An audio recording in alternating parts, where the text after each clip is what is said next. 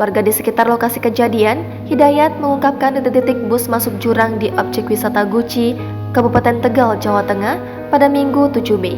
Menurut Hidayat, sebelum masuk jurang, bus sudah dinyalakan untuk dipanaskan. Rombongan katanya bersiap meninggalkan wilayah Guci, Tegal. Saat bus dipanaskan, kata Hidayat, sopir bus masih sedang meminum kopi di warung di lokasi wisata. Sementara penumpang sudah naik ke dalam bus. Berdasarkan informasi yang dihimpun tribunbanyumas.com, bus besar berwarna merah terjun ke jurang dan terguling di sungai dekat pasar wisata Guci. Dari video yang beredar, terkait detik-detik bus masuk jurang, bus tersebut tampak melaju tanpa sopir dan dikejar beberapa orang di belakangnya. Bus melaju dan terguling masuk jurang hingga ke dasar sungai. Lokasi tergulingnya bus berada di dekat area parkir atau dekat jembatan di bawah pasar wisata Guci. Hingga berita ini ditulis, belum diketahui jumlah korban. Namun ada sekitar 50 penumpang bus besar, tidak hanya dewasa tetapi juga anak kecil.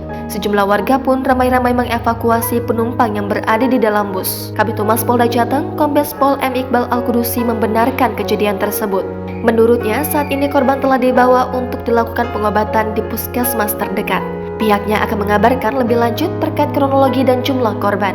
Reporter tribunbanyumas.com di lokasi juga masih mencari informasi lebih lanjut terkait peristiwa ini. Jangan lupa subscribe, share, komen, dan like ya.